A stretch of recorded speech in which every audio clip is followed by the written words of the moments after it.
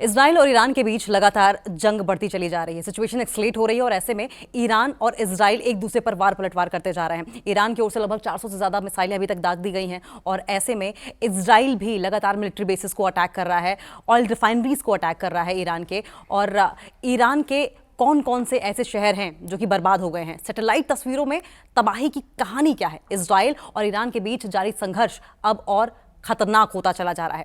ताज़ा सैटेलाइट तस्वीरों से इस बात का खुलासा हुआ है कि इजराइल ने ईरान के नतांज, फोर्दो, इस्फहान जैसे परमाणु केंद्रों के साथ कई शहरों पर भीषण हमले किए। इन तस्वीरों में बर्बादी के साफ निशान देखे जा सकते हैं।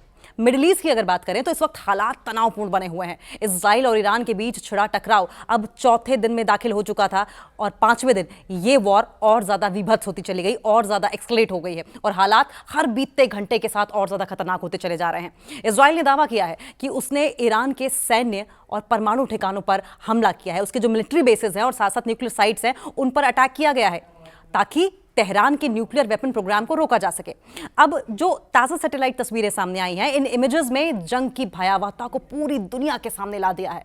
इन हाई रेजोल्यूशन इमेजेस से इस बात का खुलासा हुआ है कि इजराइल ने ईरान के कई बड़े शहरों को, साथ साथ सेंसिटिव ठिकानों को निशाना बनाया है।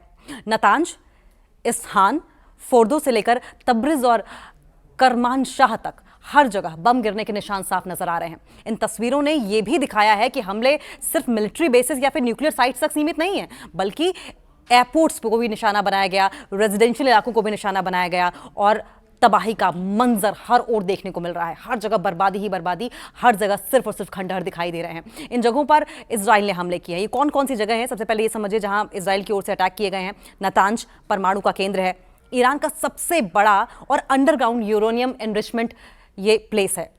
इस्फहान न्यूक्लियर टेक्नोलॉजी सेंटर, यहाँ पर हमले के बाद की जो गतिविधियां हैं वो पूरी तरीके से तमाम एक्टिविटीज ठप पड़ी हुई हैं, बंद पड़ी हुई है। तब्रिज एयरपोर्ट पर क्या हुआ? यहाँ भी एक बड़ा ब्लास्ट हुआ जिसकी पुष्टि, जिसका कॉन्फर्मेशन वहां की गवर्नमेंट मीडिया की ओर से दी भी गई है। करमानशाह का अस्पताल भी टारगेट पर लिया गया था इजराइल की ओर से। ईरानी मीडिया का दावा यह है कि यहां भी बम्बार्डिंग की गई है।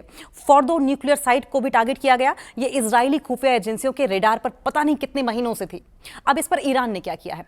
ईरान का जवाब और अमेरिका की वार्निंग क्या है? ईरान ने इजराइल के जवाब में दर्जनों मिसाइलें दागी थी, जिनमें से कुछ इजराइल के आयरन डोम सुरक्षा कवच को पार कर गई। देखिए, इजराइल की ओर से आयरन डोम डिफेंस सिस्टम को लगाया गया था, लेकिन ईरान की मिसाइलें इतनी ज्यादा सटीक और इतनी ज्यादा पावरफुल थी कि डिफेंस सिस्टम ही उसको डिटेक्ट नहीं कर पाया, आयरन डोम भी कुछ नहीं कर पाया। इन हमलों में आम नागरिकों की मौत की खबरें सामने आई हैं। ईरान ने अमेरिका को भी धमकी दी कि वो इजराइल का साथ ना दे, लेकिन जिस तरीके से ये गहमा गहमी देखने को मिल रही है, सोमवार को ही एक ईरानी मिसाइल तेल अवीव में अमेरिकी एम्बेसी के पास आकर गिरी। हालांकि अमेरिका ने शुरुआत में खुद को बिल्कुल न्यूट्रल बताया था, बाद में इजराइल के साथ वो खड़ा हुआ दिखाई दिया। अब सुनिए कि IAEA, Indian atomic energy agency का क्या कुछ कहना है, यूएन और पश्चिमी देशों की चिंताएं क्या कुछ हैं, वेस्टर्न कंट्रीज इस पर क्या सोच रही हैं, क्या एप्रीहेंशंस हैं। तो दरअसल IAEA यानी कि अंतर्राष्ट्रीय परमाणु ऊर्जा एजेंसी ने यह कहा है कि नतांज और दूसरे जो परमाणु साइट्स हैं उनको फिलहाल कोई नुकसान नहीं हुआ है। संयुक्त राष्ट्र और यूरोपीय देश लगातार सीज फायर की बात कर रहे हैं, संघर्ष विराम की अपील कर रहे हैं। अमेरिका की तरफ से सैन्य मदद मिलने के संकेत भी हैं, हालांकि वो सीधे युद्ध में नहीं उतरा है। इजराइल ने ईरान को चेतावनी दी है और वो अन्य सैन्य ठिकानों पर हमला करेगा, ये कहा है। तो लगातार इजराइल अग्रेसिव हो रहा है और कह रहा है कि हम पूरी तरीके से तेहरान को बर्बाद कर देंगे।